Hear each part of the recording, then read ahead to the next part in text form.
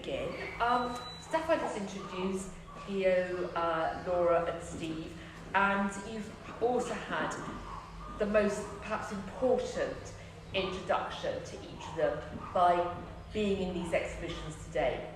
And spending time with this work, I think itself is so kind of provocative in many ways, making us think about this process of hand weaving and what it means. And I'd like to begin by perhaps asking each of you, why hand weaving, as it were? It's a very slow process, very slow process. It's a very technical process. I know each of you look at the pieces, it looks deceptively simple in some ways, but to work out these weave structures, the patterns, the complexity of it, it requires space and equipment. You need to have enough space not only for a loom but also for making warps and so forth. It's not a craft you kind of pick up in an afternoon. So Llio, can I begin with you perhaps? Why hand weaving? What is it that draws you to this practice, and what does it mean for you? Well, I think it's easier if I kind of give a bit of history about where I was introduced to weaving. So as you said, it's not something that you pick up straight away. So I was very creative in school and knew that I wanted to kind of pursue a career in the art and design world, and went to do an art foundation, which is probably the best thing I could have done and would encourage anyone to go and do.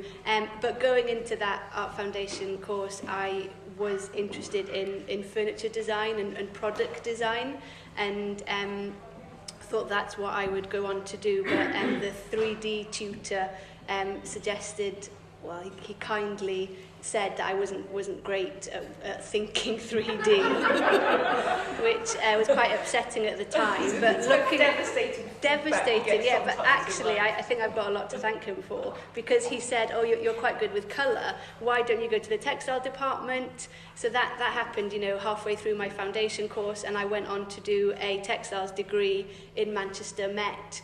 And that's where you're introduced to print, knit and weave. And I think that's where I really enjoyed the process of constructing a textiles. So in the fact that you are starting with a piece of yarn, and by following a certain number of steps, you end up with a piece of cloth. And it doesn't matter how many times I'll be weaving a blanket or what have you, I really enjoy that whole process. So that's where I was introduced to knit and weave the construction, and then just really enjoyed the fact that you've got these stages and you have to follow them to create your finished piece of cloth. But as I've kind of gained confidence with it, I really enjoy the fact that you've got kind of a blank canvas in front of you, and especially with hand weaving, I'm the one that's in control. So you could say that I'm the artist, and I've got this blank canvas. So if I feel that I need to change a colourway, or even if I want to change the structure, I know how to do that. So I can just add in a different colour. So even though it's very kind of complex, and you've got to have certain structures in place prior to weaving and being on the loom, it's still very there's great flexibility within it. So it's almost as that your fantastic technical skills and knowledge give you a foundation for a kind of a real freedom on the loom. And I think I'll be looking back, that foundation, even though I studied for 3 years, you're still graduating, and I was still very much learning at that stage, and I think I still am. 10 years on, I've got that foundation, but there's always new structures and new finishing techniques and new yarns that you can experiment with, which will change the cloth completely. And by able to play with that, it just opens up even more doors. So weaving as a craft, there's endless kind of possibilities, which is really exciting. Yeah. Would you say the same, Steve? I mean, we have the great privilege of having a glimpse of you working with the lovely films in the exhibition next door. that I think do give us a glimpse into that process. Very methodical, very rhythmic. I think you also talk in the text panel about, it's so slow, it also gives you a kind of thinking time as well. It certainly does. I really would echo what Llio said about the whole method of doing things. That's kind of quite universal, I think. I like making things. I like constructing things, not just textiles. I like adapting the looms. I've tweaked all the looms I've got will be modified to make them do what I'd like them to do. And yes, I like making things. And the thing with weaving, it's a long, slow process. And I sometimes wonder where I find the patience. But I do, I can still do it, I'm 70 now, I've been doing this for nearly 50 years. But I'm still learning, and that's what's really great. Come and see this exhibition here, and I'm seeing things, thinking, well, that's really inventive, that's methods, skills, techniques. And I see what people else are doing, and think, gosh, there's so much more to learn. But I do like the slow process of it. Yes. And I tend to, I've tended to weave through the winters when the weather keeps me indoors. I like in the summer, if I can, to be outside. And I've got lots of gardening and meadows and things to do outdoors, and which is where I find all the colour inspiration too. But I'd like to. It's, in the winter, it's great. The cold is in the hills in Wales. There's a horizontal wind, rain, and I can light my stove, and then I can kind of potter away. And it, as you said, one spends ages doing pages of calculations. Sometimes one's brain's not kind of quite getting it. And one must have been formed about 4 or 5 months ago. I was trying to work out a colourway, and I just couldn't get the arithmetic to come. And after about 3 hours, it did. I don't know whether a penny dropped or so you get these little stages, and then there's a long process of warping. Yes. Warping out, winding all these warps and recording everything as you do it. So you get 20 red and 8 blue, so you've got to really keep your eye on things. You've got to concentrate. But and threading up the loom is a long operation. How long does it take you to thread your loom? Days? If it's a double cloth, there's a double cloth with 2,400 threads. It does take days. And I have to, with a double cloth, because they're in complex blocks, and you've got 16 shackle frames on the loom to do. So I have to print out or write out the threading units. Yeah. And then if I thread a dozen or 16 threads, I have to just do a little tick, so I know exactly that I'm getting it right. It is a long process, but because it takes so long, it's also more rewarding when you do, especially when you get the weaving started. That's when I start to really get excited.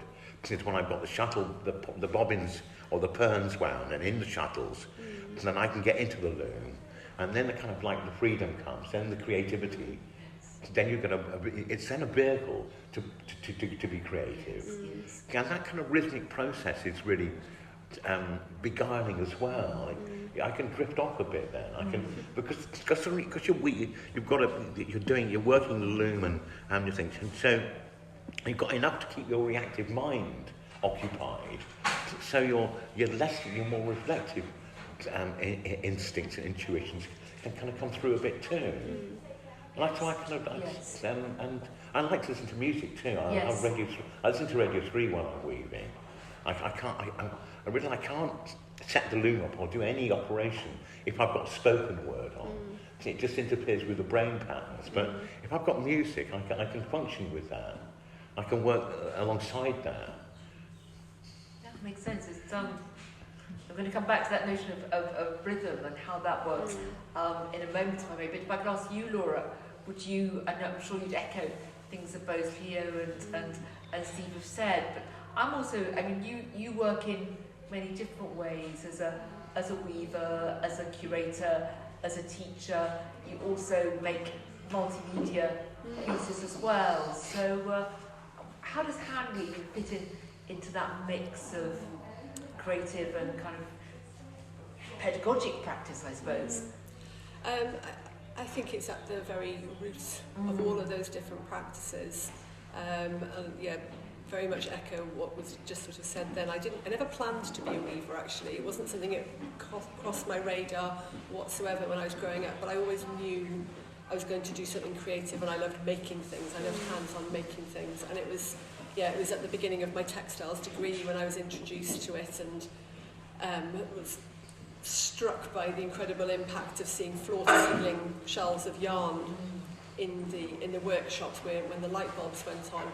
And that is still what sort of fires me up now, the yarn, the thread itself. It's incredible to think about being able to measure, control, order, manipulate an inert bit of thread and make anything. And I could just see that immediately. There was just so much potential. I just found it absolutely fascinating.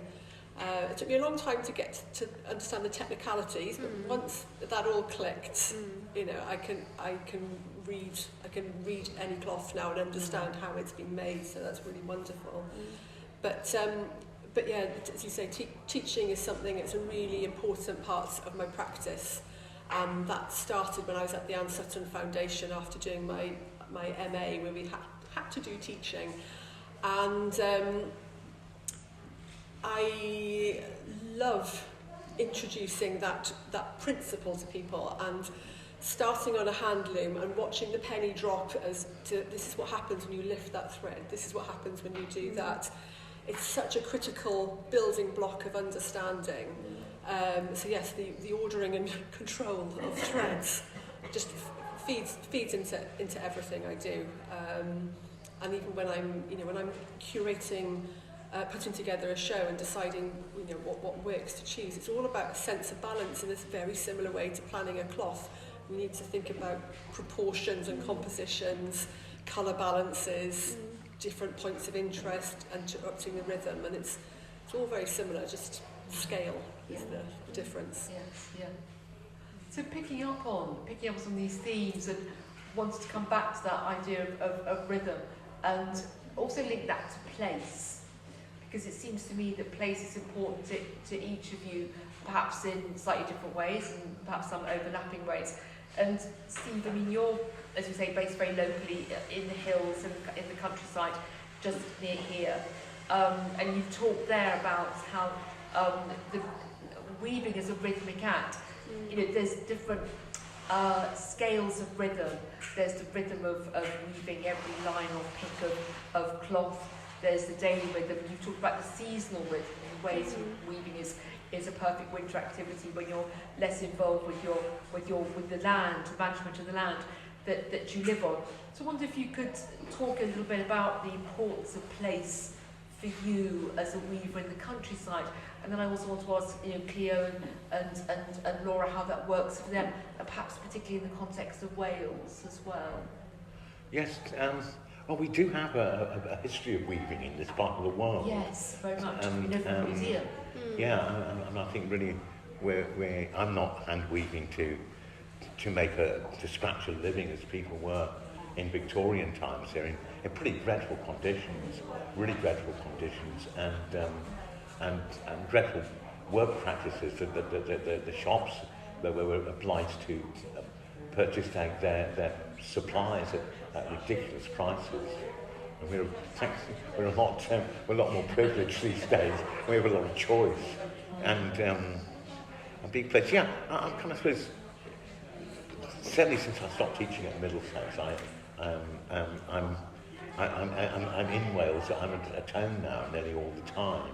Although I do travel, I do like to get away out the premises and see different places and go exploring. But it's what I see on where I am through the year that just that keeps one inspired. Or you just not easy to articulate in some ways. It's not easy, but I was just thinking of something there. We spent some time in the Outer Hebrides a couple of years ago and talking to weavers there in Harris Tweed production. They have a wonderful phrase, from the land comes the Comes the cloth. cloth, and I know the book You know, is look now. Exactly. That And is- that I love that rootedness of weaving Yes. and Yeah. from the sheep on the land, the dye stuffs from the plants and so forth. It's a connectedness there. I think it's that piece of the book From the Land Comes the Cloth is really good because it shows you images of very rural and remote places, but it shows you how full of colour they are as well. Even these barren, really barren, remote barren islands are full of colour, and I can pull that into my work. I think I work more by intuition these days. And if I see a cornflower blue flower in an annual that's come up in some seeds I've scattered in pots and things, and an orange calendula, I'll think, I'll just pick those and take them into the and then I'll find some yarns in those colours. And I also been what I've done over the years, I've built up quite a library of yarn. I've got a lot of, particularly this lambswool, merino lambswool that I get through an agent in Uppingham, spun in Yorkshire, in the Southern Hemisphere, fibre, but spun and dyed in Yorkshire. It's spun probably for knitting. So it's a nice. So it's a yarn with low twist. So that makes a very soft fabric when you weave it. But you can buy this in a range of perhaps 150 colours today. So once you've sort of got a collection of those, you can just go and open up the plastic tubs. Everything has to be kept moth and mouse free. And pull these out and put all the colours on the bench, on the table, and then pick. Then I can pick out what I want, or I take out the ones I don't want. But place, yes. I think another thing that's really I like about where we live at the moment is it's very peaceful there. I think there's no sense of any traumatic history that's gone on. And I do catch that in some parts of the country I travel through. I think that history's left a kind of some strange energies or strange atmospheres in places. But where we are, I think if there's been any conflict there, it's been so long ago, it's disappeared. And so I'd say like the elemental energies that are about in this landscape, and it's a very detailed landscape with lots of little paddocks and it has a good energy, and I can connect with that. And Laura, does Bridgend have a good energy? I live in Bridgend for very pragmatic reasons, but I recently moved studios to Uni, so I'm just on the outskirts of Bridgend, right next door to the pottery. So it's actually an area with incredible craft heritage. Yes. There's been a pottery on site for literally hundreds of years, and the current family running the pottery, I think it's the 6th or 8th generation of their family of working potters on site. But I'm actually from Pembrokeshire originally. I grew up in Milford Haven, and my parents are from Saundersfoot and Pembroke, and I spent pretty much every weekend at a beach somewhere. When I think to my childhood, I think of being outdoors or indoors making stuff. It was one of the two things. And it took me quite a long time to kind of notice it, realise it, and articulate just how much that outdoors childhood is imbued through my work. I think I mentioned earlier on that I'm very interested in sort of texture and quality of line, and when I'm out and about, I'm always looking for lines. I'm noticing lines, I'm noticing the strata in the rocks, right through to the pattern coloration on the ridges of a shell or whatever. And I know lots of textile designers are inspired by those things. They're not particularly unusual, but it's something so innate in me. I was noticing and observing those things from a young age. And I heard something recently which was such a kind of penny dropping moment. In a lot of my work, not necessarily the pieces here, but there's very strong horizontal lines in quite a lot of, particularly the artworks, the resin artworks I make. And somebody once asked, oh, you know, why not more horizontals? I was like, well, the horizontals, why not more verticals? I said, well, the horizontals just feel more right. And apparently, that if you're ever feeling unwell or sick or seasick, you're advised to look to the horizon. As soon as you look at the horizon and you see the horizontal lines, it settles the soul, it settles the body. And I was like, that's the reason I do that. And it hadn't dawned on me before. It just always felt like the right thing to do. And it's those years of looking out at the horizons as a child. So it's nice to be able to make that connection now. But the Welsh landscape is just in me, and I'm never trying to accurately recreate this is that rock at the Southern Down Beach or something. It's just filters through in all the choices I make. And here it does seem to me that your work is very much about many things, but it's partly about Welshness. Yeah, absolutely. But, similar to Laura, I don't think I've ever sat there and thought, right, I'm going to create a Welsh textiles. It's never kind of been my sole purpose. But it's funny because, a lot of people tell me, oh, your work, it just looks so Welsh. But, I can't, what makes it Welsh? Obviously the colour palette, I've had quite a strong colour palette that I can't really move away from for years. As soon as I kind of got into weaving, you do kind of start to search, well, where did this come from? And then I was born and raised in Talabont, which is just north of Aberystwyth, which did have 2 weaving mills. But from my understanding, there's no connection. I'm kind of looking at my parents, just double checking. But no, there's no kind of specific connection to that mill, no family members or anything. But, was that seeped through in any other way? Who knows? Part of me thinks it must have been. But yeah, I think I'm always drawn to Welsh textiles, kind of the collection of Welsh blankets that they have at Drefach Felindre. The Woolen Museum is a source of inspiration, kind of on a daily basis. But I would like to think that I set out not to kind of recreate them. I don't really see a great purpose in recreating things that have been woven. So it's always trying to move things forward, be that in scale or colour palette. But I do think that me creating what seems like Welsh textiles is, I'll be doing it for a long time. I can't seem to move away from that colour palette, so I'm quite happy. Well, I stalk Llio on Instagram, as I'm sure many of you do, and you did post an extraordinary picture this week of a flannel. Yeah, it's this Welsh flannel,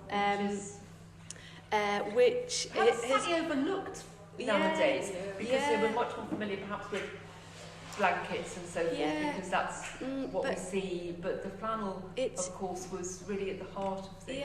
And it's a piece from Llantarnam, which is the mill next to the Woolen Museum, and it's a piece that I've had for years, and it's just been hanging around my studio. I think it's moved from sketchbook to sketchbook, and it's moved from kind of wall to wall, and it's very simple. It's just kind of an ecru neutral backdrop with just this wonderful kind of pinstripe, and the scale is just really lovely. And then once again I didn't really set out to weave a new version of it, but I was playing around with a neutral warp, which is not something I usually work with. It was just kind of an ecru and a linen colour, and then I recreated, if you want, this flannel, but it's slightly different. The pinstripe is more obvious in some areas than other, so it's quite a nice version that I think will be developed further. I was really happy with it. Oh, I think it's absolutely wonderful. And I Steve, you touched on something a second ago, and I wanted to talk about it, ask you all a little bit more about your yarns, and how you source your yarns, how and why, as it were. And I suppose, to put it in really sort of crude layman's terms, does the yarn inspire the design, or do you have the design clearly in your head and you find the yarn to fit it, or is it sometimes one or sometimes the other? Laura, what works for you? It's a real mixture of those two things. It really depends on what the brief is at the outset, whether that's a brief personally set or from a client. I do have quite a large yarn stash. I think it comes with the territory of being a weaver, and you can be very seduced by going into a yarn seller's storerooms and just being inspired by something you weren't expecting to be inspired by. So I do have a lot of yarn that I maybe bought a long time ago, which I haven't done anything with, but it's beautiful and it's waiting for the right project to utilise it. That's right, it's quite that. I think that's universal, isn't it?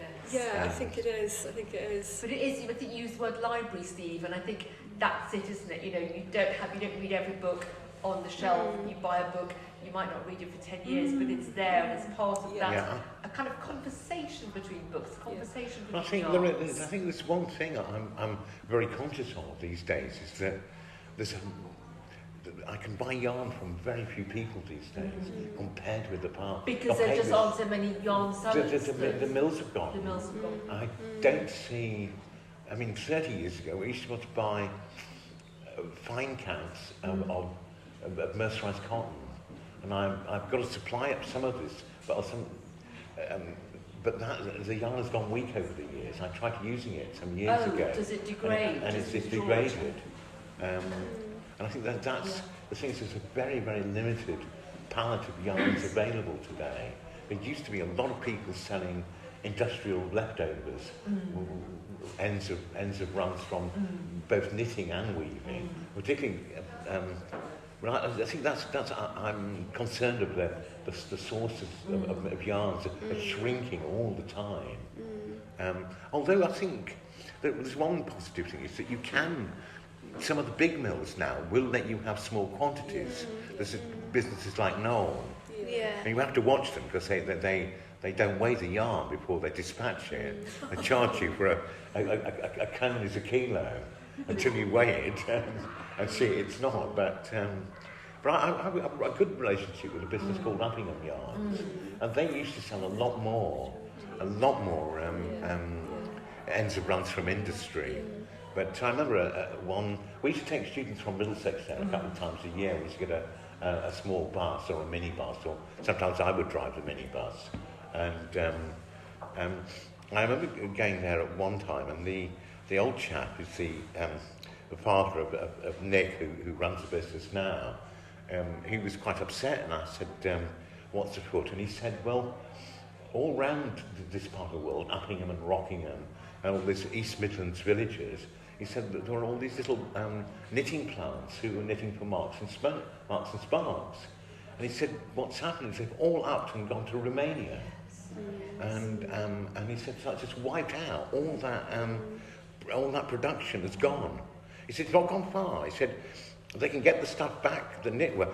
He said, the knitwear is still designed in Britain, and it's still wholesaled and distributed. But the production of it's gone. And so there's no yarns. You can't mop up the leftover materials. And he said, it's only gone to Romania. He said, well, it's 2 days. It's in a container on a lorry, and it's back in Britain. But that's disappeared. Yeah, so it's working with the ecology of spinning and knitting and weaving and how vibrant that is. There's a weaving industry in Yorkshire. Yes. It's disappeared. There used to be a great, going over the moor from Ilkley, there used to be a big velvet weaving plant up on the moors up there. Disappeared. And even businesses like Holdsworths, who are in Halifax, they're people that wove all those incredible velvets that you would see on upholstery on the Undergrad or on trains or on aeroplanes. And I knew one of the sons from the business, and I remember him telling me perhaps 15, 20 years ago, he said, no, they've sold the whole business, including these Victorian jacquard looms that they were weaving the velvets on. He said, it's all gone to China. It's all dismantled and taken to China. And So it's really, a lot of it's really rather tragic. But new other things have. Yes. High-tech people have got a weaving as well now, which is quite interesting. And if you come tomorrow to the workshop, and I wish I'd brought them in today now. I'll show you a set of fabric samples that a friend gave me. A friend who's in retirement is a painter, but he was an aeronautics engineer. And the last projects he was working on was making wind turbine blades. And so I've got a whole set of the cloths, the fibres, woven carbon fibre, woven glass, and woven aramid, which I take to be a synthetic spider silk. Oh, right. And so people are making things like that now. Yes. And I'm making other things that maybe aren't so cool, like weaving copper fabrics for military radar and whatever. So, but there are some people doing high-tech stuff, which is it's high-skilled, high-tech. It's probably these things are really fascinating. Yes, they are. When I was given these fabrics, these particularly the carbon fibre, I was warned that keep them well away from a computer. He said, because the carbon fibre will shed a fine dust, and if that gets in a phone or a computer, it'll kill it. So we'll have to look at those outdoors. But now I think I'm sad a lot of the trade's gone. A lot of the spinning, a lot of the cotton spinning has all disappeared, and we've also been out-competed. That 30 years ago, places like Turkey and Greece expanded the spinning industry, and they purposely did that, and so they've got these markets now. And Llio, what about you in terms of sourcing and yarns? Yeah. How would you describe that relationship? Yeah, when you ask the question, I must say that I think as a weaver, I'm quite design-led, So I'm very aware that kind of over recent years you can get quite comfortable with maybe a specific set. Yes. So I know that a specific ends per inch or picks per inch works, and I know that if I was to weave that yarn, then I know what I would end up with. And I think that's a great place to be because it's taken a while to get there, but just more recently I've been feeling that it's easy to lose that experimental kind of phase, maybe when you're art studying or even after coming out of uni, you're keen. But saying all that, I'm using a similar yarn to what Steve is talking about, and I think majority of the work in this exhibition is kind of a similar lambswool quality. So yeah, I think actually I maybe work in a slightly different way, that I know what I want the final design to look like, and therefore I will choose a yarn that will give me that quality rather than maybe let the yarn do the talking.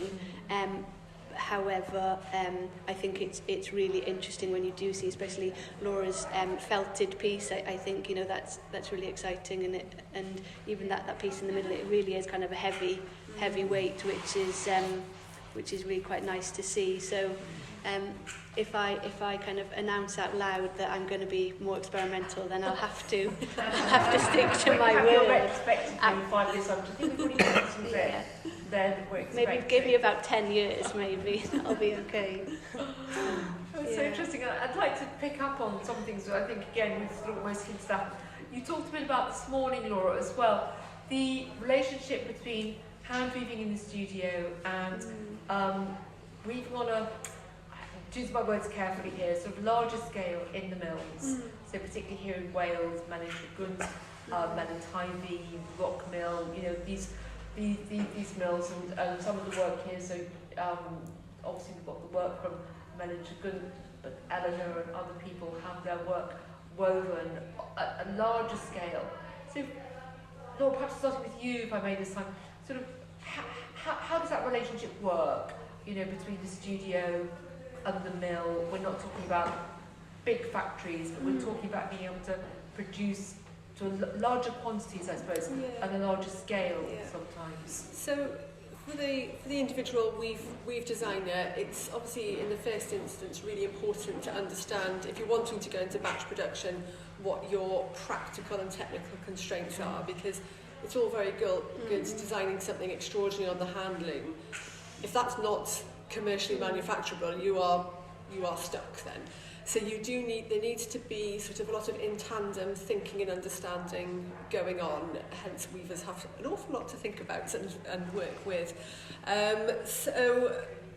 You need to understand, you know, what those technical constraints are, but I would say with pretty much all the weavers in here, and with Mel and Chagwint with their on-site designer, they will try things out on a hand loom first, because you can do it pretty quickly. If you're wanting to, you don't really trial a new idea on a power loom, because you need to put on at least 50 metres, if not more, and that's a hell of a commitment. So the hand loom offers you immediate flexibility, and you can very quickly try out different weft colourways, play around with the weave structure possibilities with that loom setup.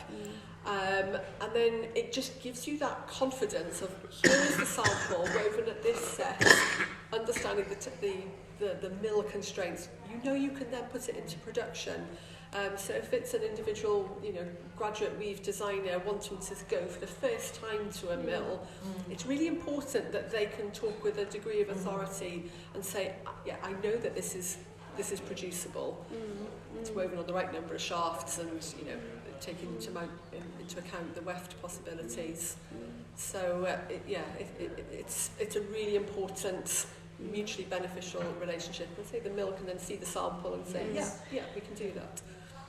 It was actually quite a turning point. I did my masters in Bath Spa, and went into that masters as a hand weaver, but was, you know, interested in how that conversation started, maybe with a mill, and realised that I wanted to reproduce the hand-woven cloth that I was producing. And, you know, it took a long time to not only research which mills are running in Wales, but also which ones are willing to kind of work with you. And it's funny, Laura said, because I think I found Mel in Tavy, and he was happy to weave a short run for me, and I took my little portfolio with me, and I think he disregarded, I think 90% of them, because maybe the repeat size was too big, or there were too many colours, and, you know, so you come away and you think, well, I'm kind of a failed weaver, you know. But you just go back to the drawing board, and I've actually brought some samples with me of hand-woven pieces that I've done on my loom, and you're more than happy to have a look at them afterwards. So they're pieces that I did on my hand loom, and then there's a little sample next to it of the mill, of the fabric that was produced in the mill, and it is just quite interesting to see. There was a slightly different finishing technique, but I think that conversation that I had with the weavers at the mill is crucial, and was a huge learning curve for me as a weaver, and the knowledge that they've got is endless, and something that is so important to any hand weavers, because they have their own craft. But yeah, if you want to have a look at these, because I do find it quite interesting that you have your hand woven piece, and then the piece that's produced on a power loom, just to see kind of the different size and the weight of it, really. That's great. Well, thank you very much no for bringing those. yeah. Steve, do you work with mills, or are you very much a low? 30 odd years ago, we did do some designs for Mel and Chagwint. Did you? Yes. But those were really designs that they would reproduce or develop. Yes. There was a time when we did have fabrics woven for us. We had commission weavers. Yes. We used somebody to make some fabrics on cotton warps with cotton and silk webs. But I'll tell you what I will comment. I'd like to comment on that. You see, because of the Wallace and Saul pieces and these double posts, but particularly looking at this Marcus Selby piece here, but I'm amazed that they've actually, and the honeycomb thing, I'm amazed that they've they've got the mills to do Because such inventive and so many colour.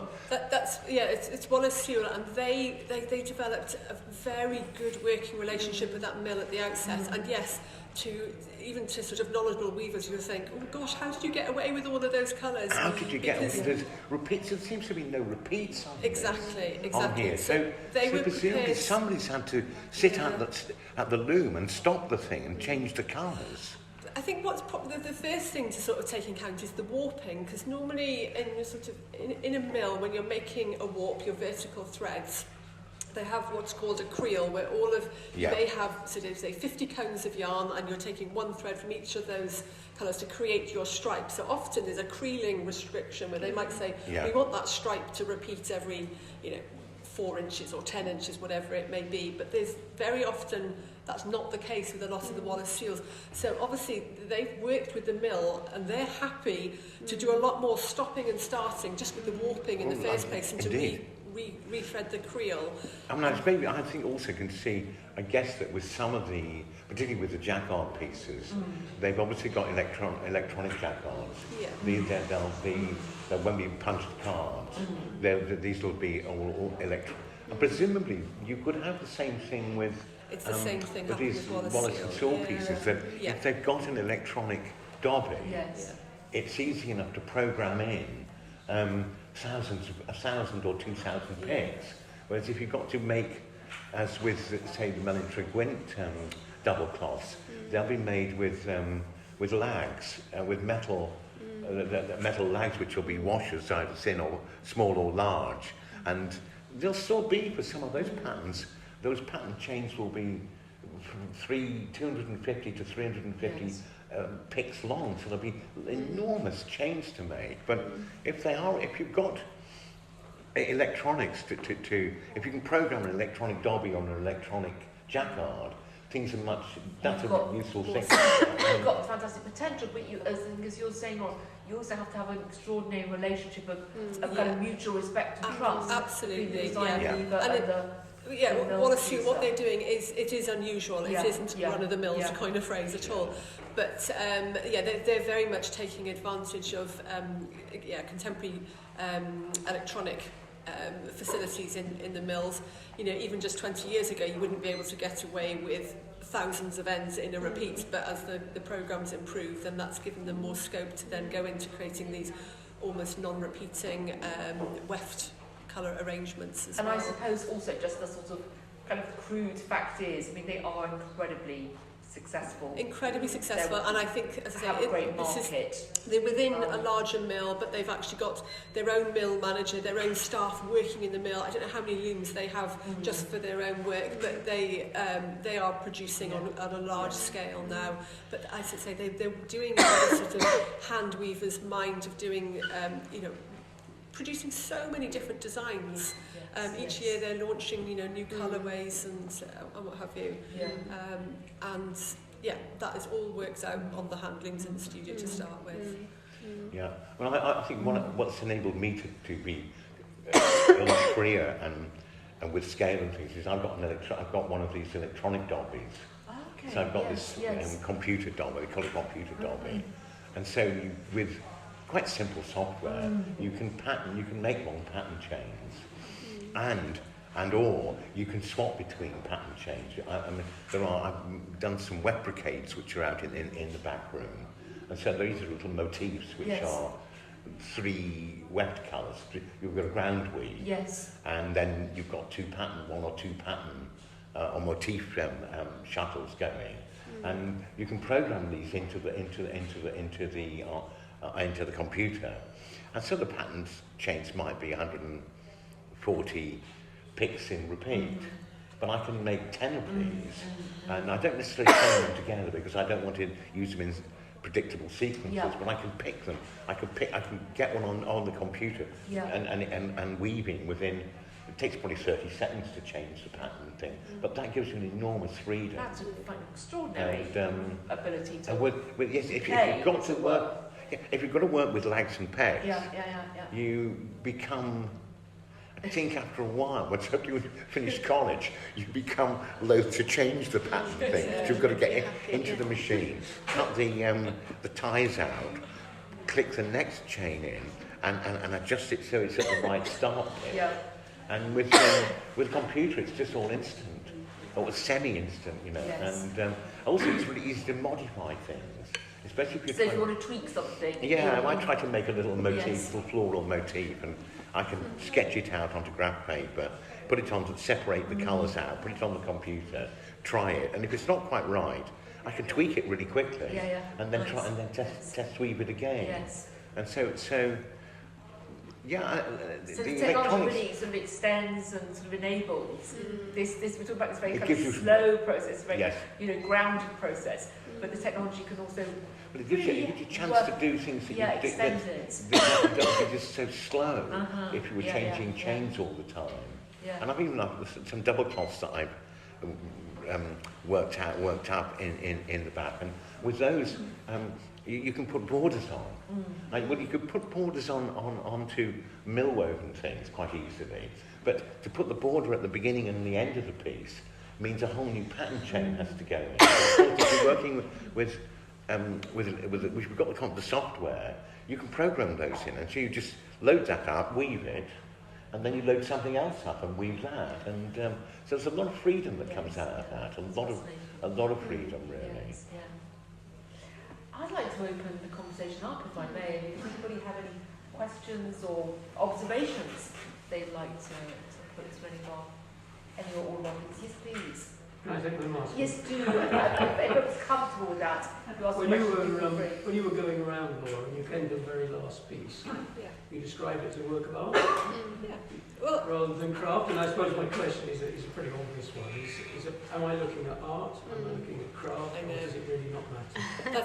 that's such a good point, and I would very happily argue that everything in here is a work of art. Yeah. However, all of the others have been designed with function very much in mind, whilst Megan's was always going to be an artwork to be hung vertically on the wall for us to stand back and look at.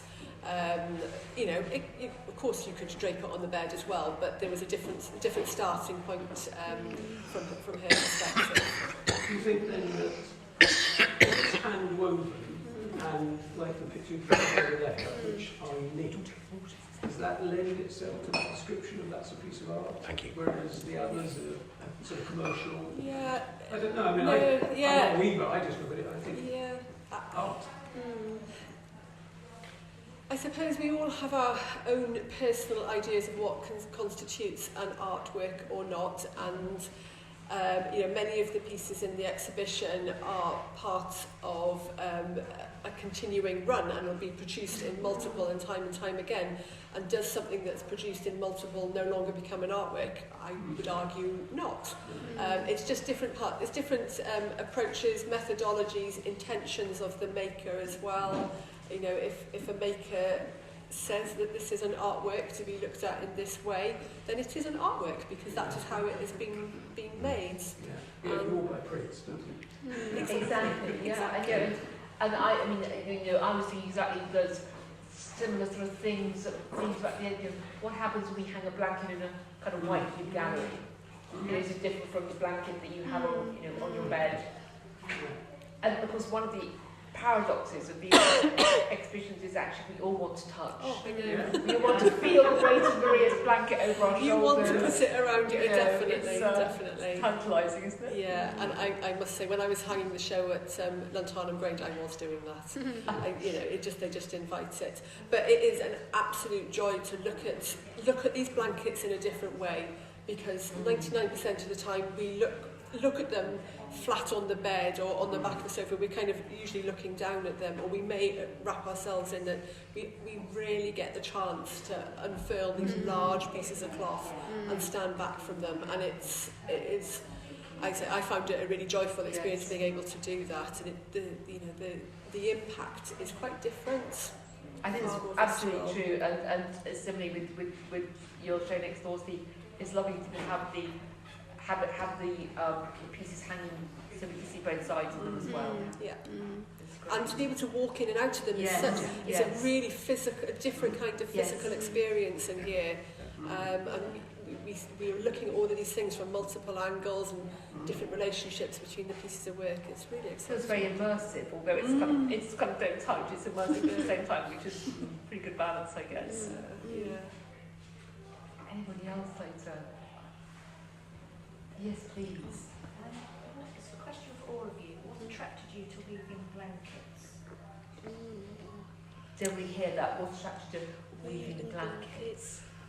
I mean, from my perspective, I say it was what I focused on designing for when I was doing my degree, actually, and it was the tactility and the opportunity to see something at a large scale, seeing a small scale pattern upon repeat, and there's that sort of intimacy with blankets, that sense of warmth, the comfort, the nurture. I think pretty much everyone understands what a blanket is for. It is a gift offering comfort, and we have that interaction from birth throughout our life. So there was just so many metaphors, and I think the scale, the impact, the possibility for scale of the cloth as well is really important. I'd echo that 100%. Yeah, I think I would say also I like. I do quite a bit of sample weaving, which is narrow work with so you work in the shuttles by hand. But I really prefer making full width fabrics with the fly shuttle, because that's really energetic. It's a really powerful thing to be doing. And so I'm making wide blankets because I like making wide cloth. I like working the loom full width. And so the product you make is a blanket, is blanket or blanket width from just simply from that act of weaving, and that's making to that scale. Llio, would you say? Yeah, and it's actually, it marries up to the question beforehand, really. One thing I'll say is I graduated, and then I knew for me to be able to continue weaving I needed a loom, but it actually took about 10 years before I purchased my first loom, for a number of reasons, financially, space, and also I think maybe committing to something was quite scary.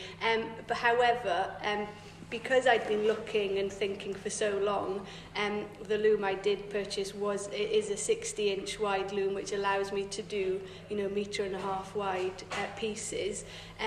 But I think because my pieces here, they are completely unique, one-off pieces. So I actually like the fact that I was able to create artwork, but that was also functional. And I want people to use these as blankets, and they I think they look quite nice on the wall, but I think I love the fact that people can use them as well, so that's why I wanted to create the blankets, because having a blanket brings me great joy and warmth, and being able to create that is a cool thing. Yeah. Thank you very much for the variety, not just the variety here and next door, but the variety of discussion. And I'm just wondering if there's a way forward. We've talked about manufacturing going to Turkey and to Romania and so on. And within Wales, what you see are very old mills, many of them closed. The ones that are open, the machinery is there, and I think it's fair to say the weavers are elderly. And I think as a world we're in flux now, really. A lot of unemployment and a lot of young people, I would imagine, who like to work with their hands, who could go into engineering, to revitalising these huge machines that have been, but also, as you said, Steve, working with computers and so on, and new fibres. Is there a way that, as the Sewell company have, using one mill, Melly Trigwint is another, can you, as weavers and manufacturers, go forward and create a larger industry and a vitalised industry within the UK? Yeah, there's a lot of potential there. The problem right now at the moment is that we have a sort of a missed 10, 20 years where industry all sort of shut, offshored, and the people that worked that industry went off and did other things. And there's a little kind of gap there now of maybe their children not coming through and seeing that sort of career possibility. Llio and I take our students each year to an event in Bradford. I've forgotten its title now. It's Making It in Textiles, isn't it? Making It in Textiles, which is funded by the Cloth Workers Company, the Worshipful Company of Weavers, and industry. And all of the textile courses in the UK are invited to come along. The tutors bring along about half a dozen of their final year students for a 2-day event in a very lovely hotel in Bradford. And there are lots of people from industry there talking about what they do. There's designers talking about what they do with industry. And there's mill tours as well. And it is an absolutely brilliant occasion which allows the industry to kind of say, this is what we're doing, and there is a real need for more people to want to join the industry. But I think a lot of school leavers and even, you know, textile design graduates think, oh, I just want to be a designer. But actually, a large mill might have one designer, but they need another 50 people to look after quality, logistics, the nitty-gritty of actually sustaining a textile industry. So it's quite important that people realise that there's a lot of other job opportunities aside from being a designer, which are all really, really vital.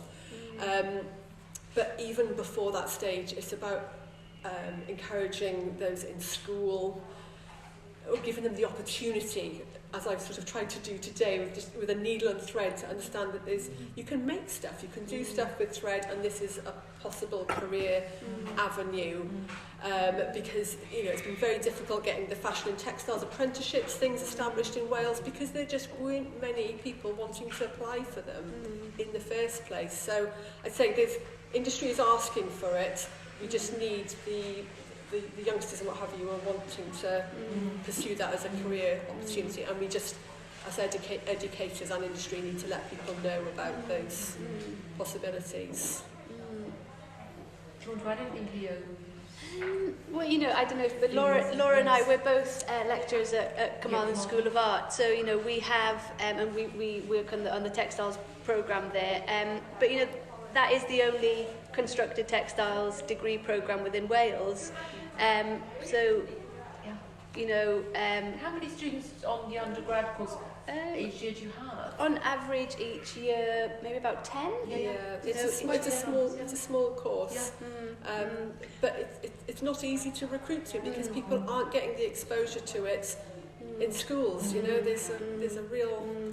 So, you know, situation.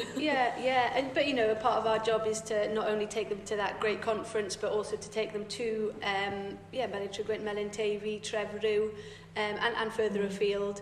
And I think the reality is that we need to have that conversation with the mill owners as well, and to see what opportunities there are within the mills, and how we can kind of entice, you know, a lot of our students in Carmarthen, they're quite local students, they're not wanting to go and pursue, you know, design jobs in London or what have you, you know, they're quite happy to stay local. But it is, it's a conversation to have, I think, with those current mill owners, and how we can get that new kind of blood in. And because, as I said earlier, you know, the wealth of knowledge that they have is invaluable, and something that we're going to have to pass on. Absolutely. When that knowledge is lost, it's generation, it becomes very fragile. But the industry is quite healthy in terms of the niche textile industry and the high-end textile industry, both the things which are quite high value and therefore can command higher prices. That sort of stuff is flourishing in the UK and could do even better if they could get the workforce to make it happen. Yes, I kind of half wish that some government funding would appear to to make a small production plant, you know, with a warping set, and with some electronic looms, some modern rapier or shuttleless looms, rapier looms, bullet looms, whatever.